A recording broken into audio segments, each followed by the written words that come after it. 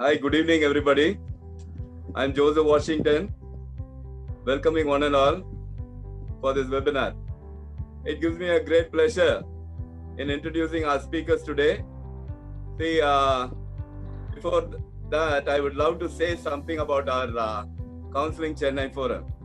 See, Counseling Chennai will be the platform for most of the psychologists and psychology students to update themselves in their respective fields.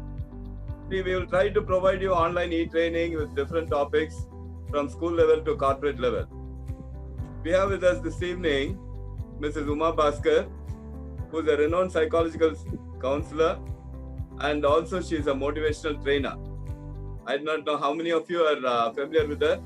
She is there in the corporate world, and she has done her MSc Counseling Psychology, MSc Physics. She has done her PG Diploma in Finance Management, PG Diploma in Projects Management, and of course, there are so many other degrees also following there. She has done her MSc Counseling Psychology and PG Diploma in Clinical Psychology and HRM at LIBA. Then she has done her Masters in NLP from US. See, these are the kind of credentials she has. And this evening, she has consented to be with us. And she's been a certified person to Blueprint for Success in Shivkera. That was a program for 1 week workshop, and she did other programs also in IIM in Kolkata. That's a very prestigious institution, as we know. Thank you so much. Over to Mrs. Uma Bhaskar. Thank you. Good evening, friends, and thank you, Mr. Joseph, for introducing me. Okay, once again, good evening, friends. I'm extremely delighted to be with you all in this platform organized by Mr. Joseph on behalf of Counseling Chennai. I have been observing a lot of his activities, videos on his Facebook page, and he has been really inspiring to a lot of budding counselors. And this program today is mainly meant for the students who are getting into psychology.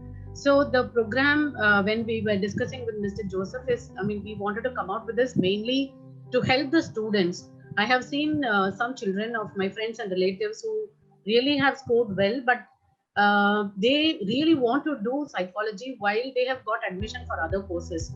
So that is the kind of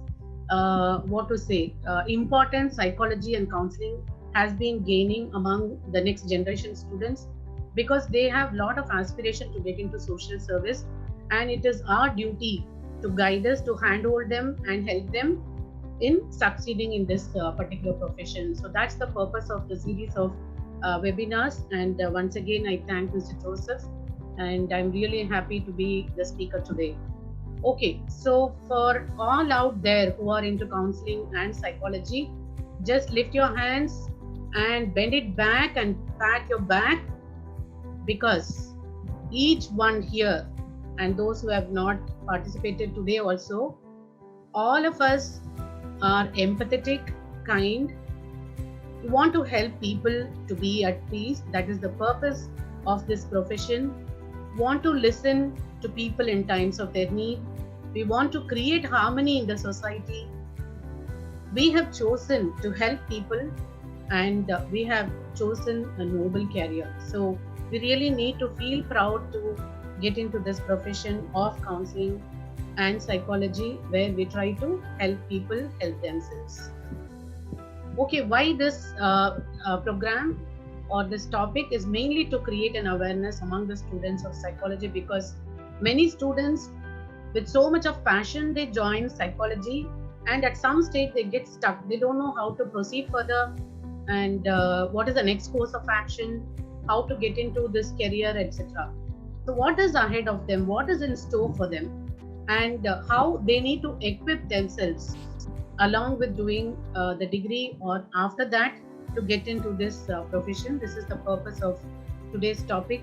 So Priya madam will be covering on the scope in psychology, and I will be touching upon on the counseling front.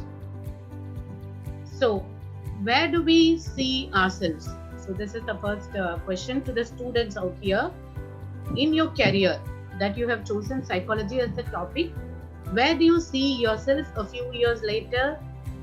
Can you please answer on the chat? Where do you see yourself? What is it that you want to become after a few years? So when you type the answers, just try to be true to yourself. Okay, some of you have typed the answers. Counseling psychologist, counselor.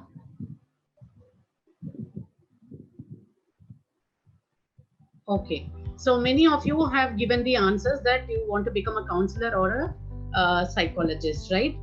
So what is it that we have to do? So to get into this profession, what are the avenues available? We need to know. So where all do we have scope in counseling? All of you know we have scope in schools and colleges.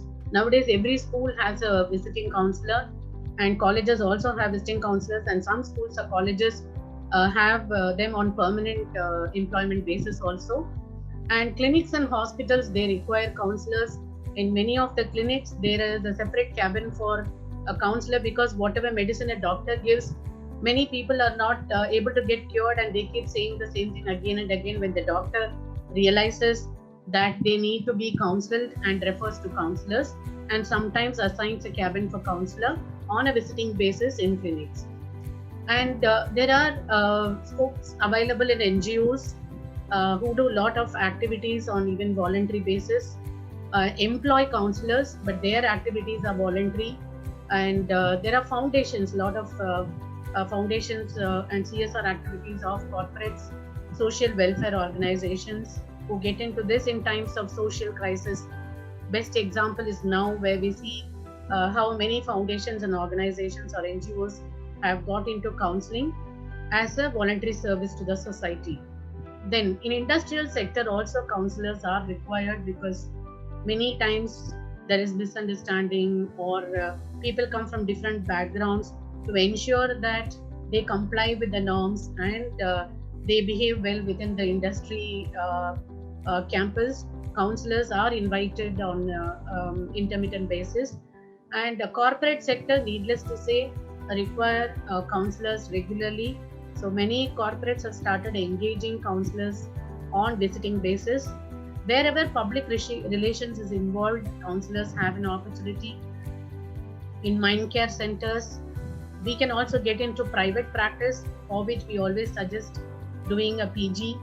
And we can also get into teaching. You can draw inspiration from your professors around and get into teaching in the psychology and counseling field. And any profession which involves people management, there is scope for students who get into counseling and psychology.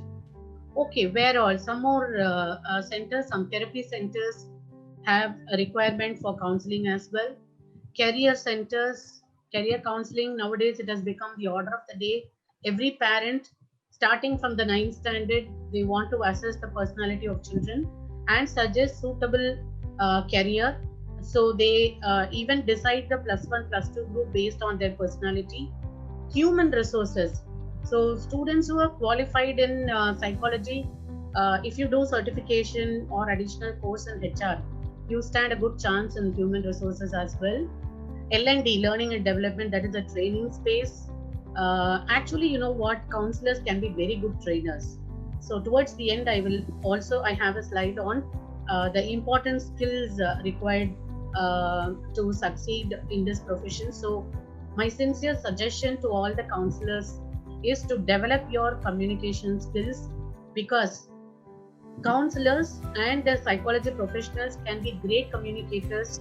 It's very easy to build rapport with the participants and keep their attention throughout the session, and the way we communicate will definitely reach the participants also. So while we have the counseling and psychology skills, it's very important to develop communication skills also. So that's what I said. L&D, learning and development in corporates, definitely will take counseling and psychology professionals. If you equip yourself on the training front also, can be very good facilitators. So CSR divisions, corporate social responsibility divisions of top corporates require counselors. Research centers, including marketing research, they require psychology professionals to study the needs of the public and design the products accordingly. advertising firms. So in which way we advertise, will it catch the audience attention? For that also sometimes psychology experts are there in advertising firms. Caregiving centers and old age homes, they have counselors visiting. How?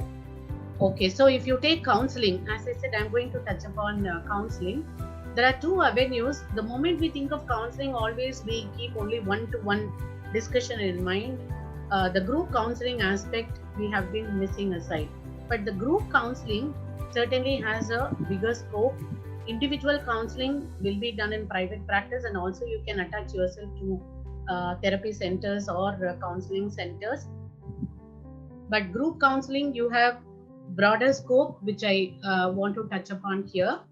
Individual counseling is required at different stages, whether it is for children, for adolescents, for adults, and for the elderly. So you must be wondering what counseling is required for children. I'll give you one example. A friend of mine called me and said, Uma, you got into counseling. I need a help. So I said, okay, tell me, how can I help you? The friend said, can you come to my house?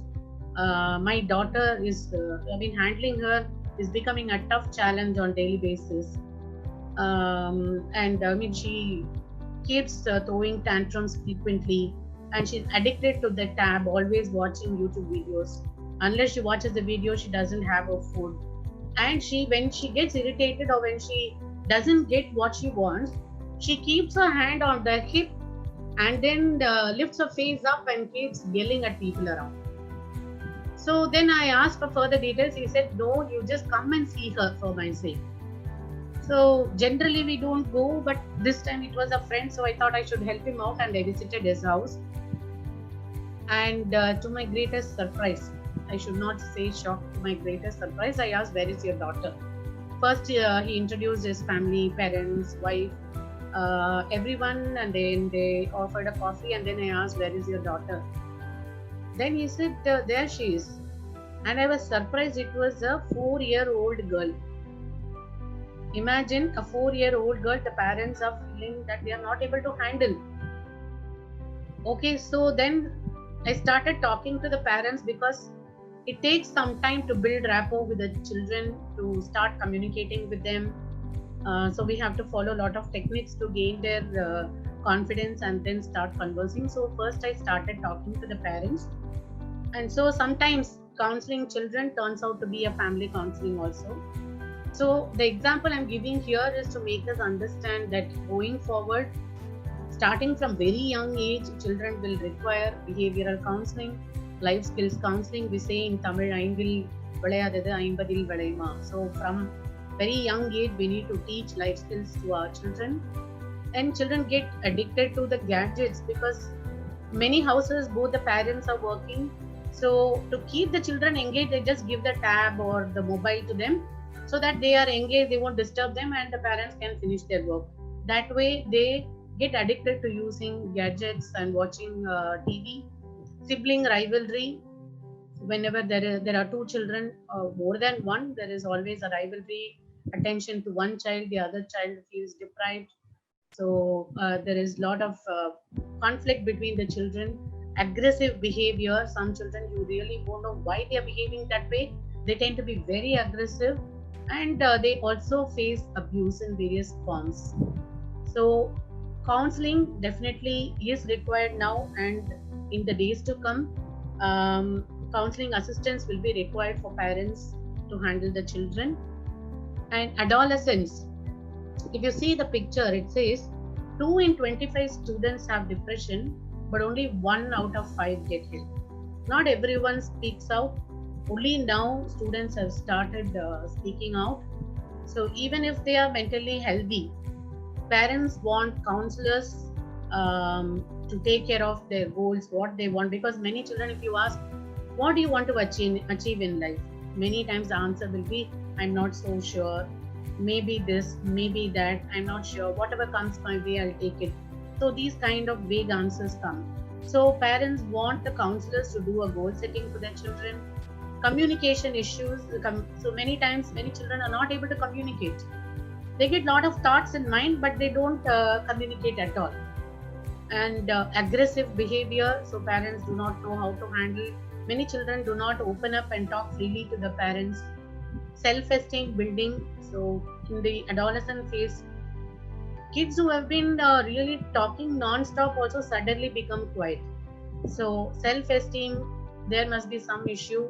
So parents, when they have such a doubt, they bring them to the counselors. Emotional intelligence, when they are not able to handle emotions in a balanced way.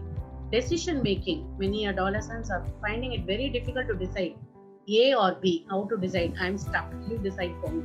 That's what they tell their friends or the parents. Career counseling, all of us know from 9th standard, based on the personality, what career would suit them is assessed.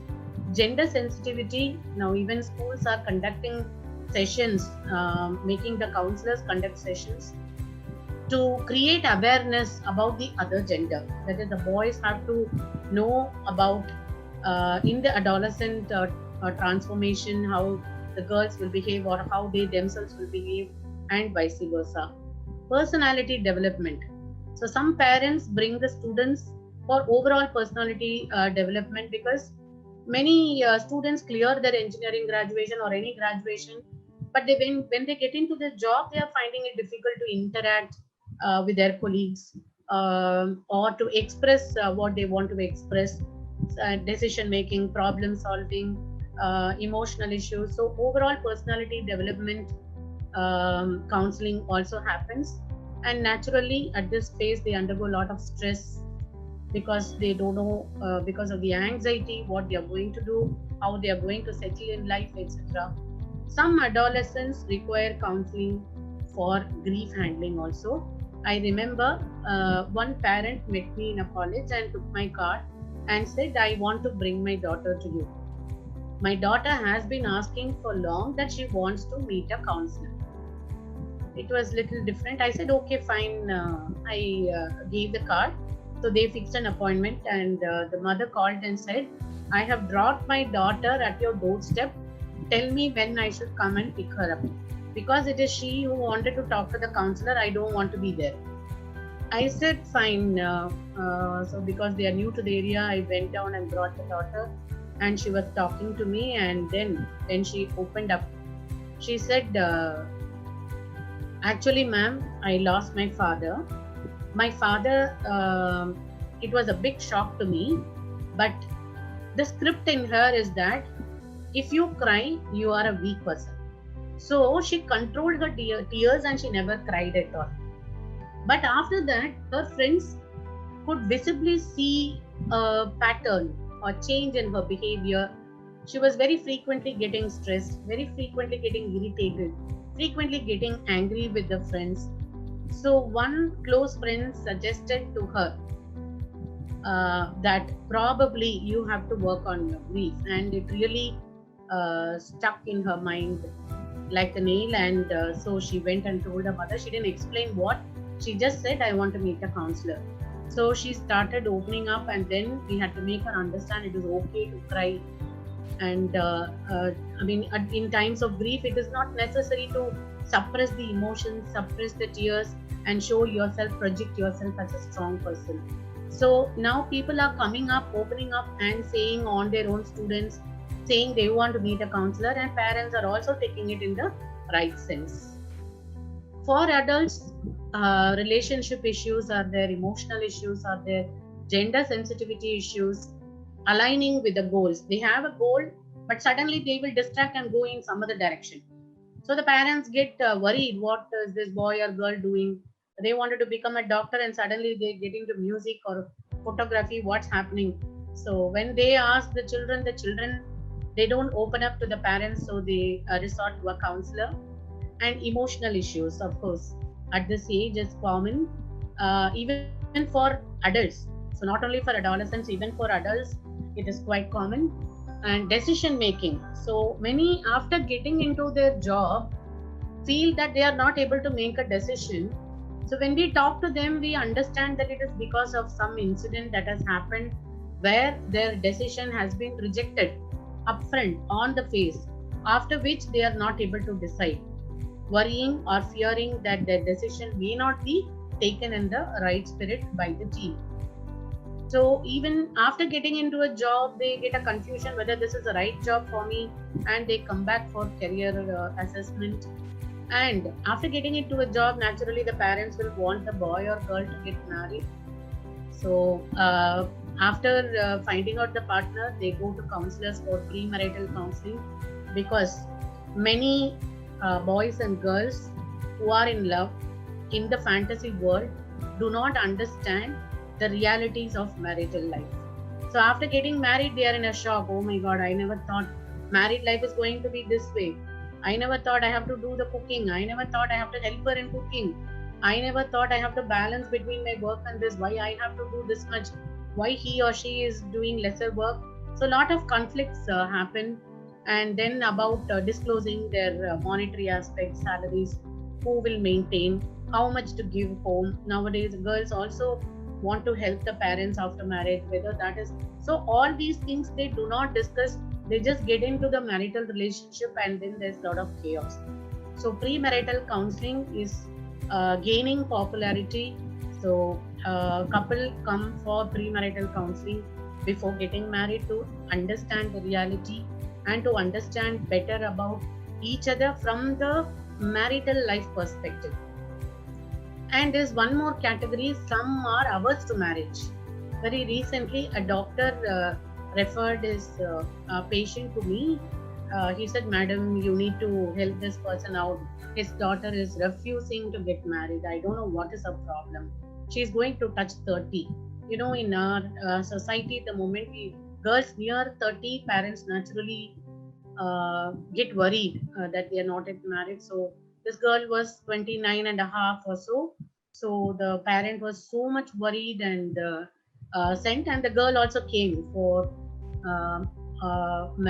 for agreeing to get married. But still it is in process. It's taking many sessions. It's not that because we are counselors, what we say works like a magic. Sometimes it takes time based on the reasons for which they gain this opinion. It's based on the opinions they derive from people around, their parents or friends, relatives. So she said, most of my friends who got married are struggling. I don't want to fall into that pit. So that was her reason. So like this, even adults have various kinds of issues to meet the counselors. So marital counseling is, if you see marital the conflicts, lot are happening, and counseling is becoming essential for sustained harmonious life in marital life, especially among the newly married of late. Family counseling, whenever there is misunderstanding among the family members, this happens particularly in joint families, interpersonal issues in a family, and postpartum issues after delivery, what the woman undergoes. Sometimes some women get into depression and they need counseling. Midlife crisis, around 40, 45, men or women, it's common for both the genders. Some confusion happens whether to continue in the same career or to drop the career and focus on the family or get into business. Some different kinds of thoughts come. So that's called midlife crisis, when they approach counselors or even do an assessment to check what they can do further in life. Homemakers many times get upset, thinking that they are only slogging for the family. They were educated, they are not able to make use of their talents. Nobody appreciates. Whatever hard work she's doing for the family goes unnoticed, unrecognized, etc. Menopause. So after 45, women undergo this process where mood swings will be there. So unless proper attention, care, and love and affection are shown to that woman, she suffers and she seeks counselors.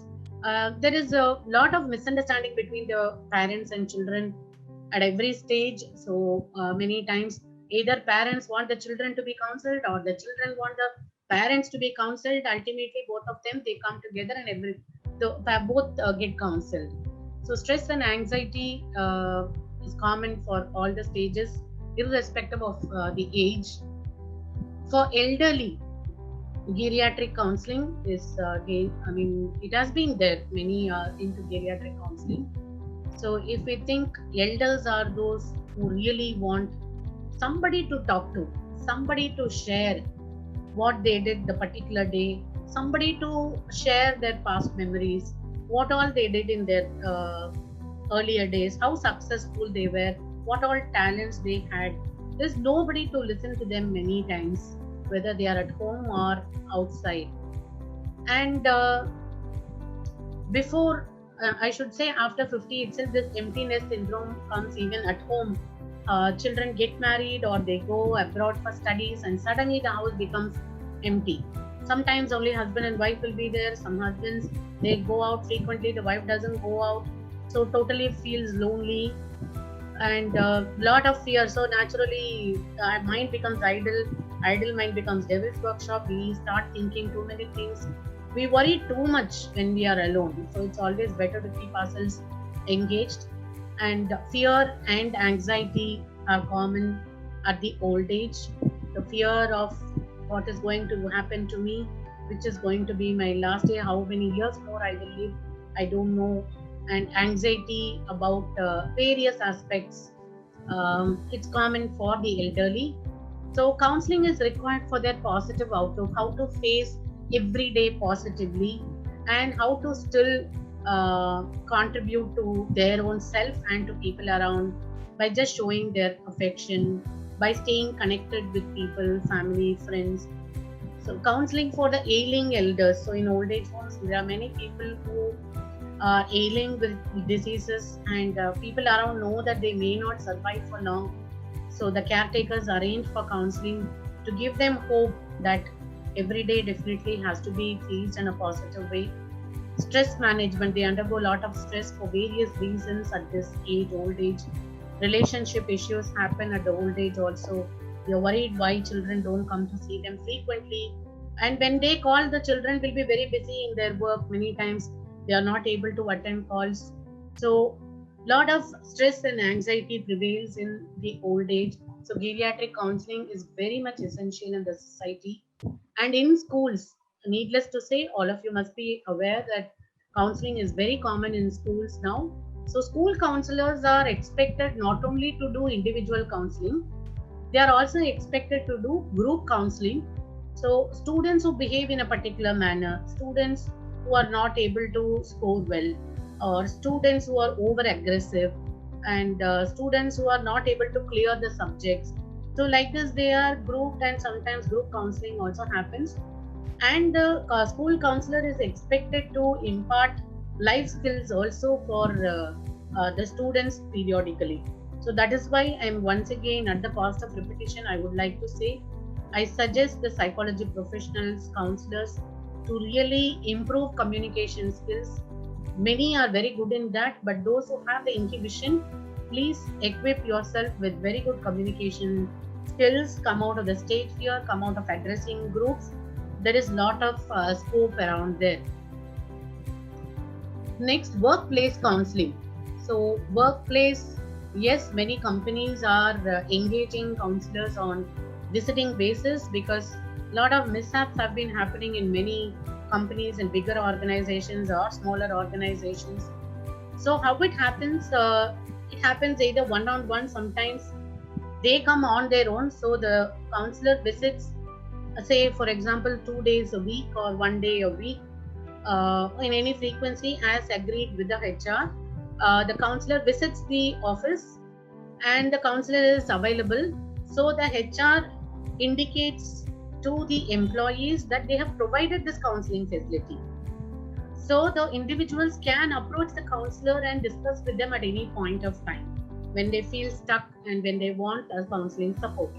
Apart from that, HR also assigns some individuals to go and meet the counselor in certain situations.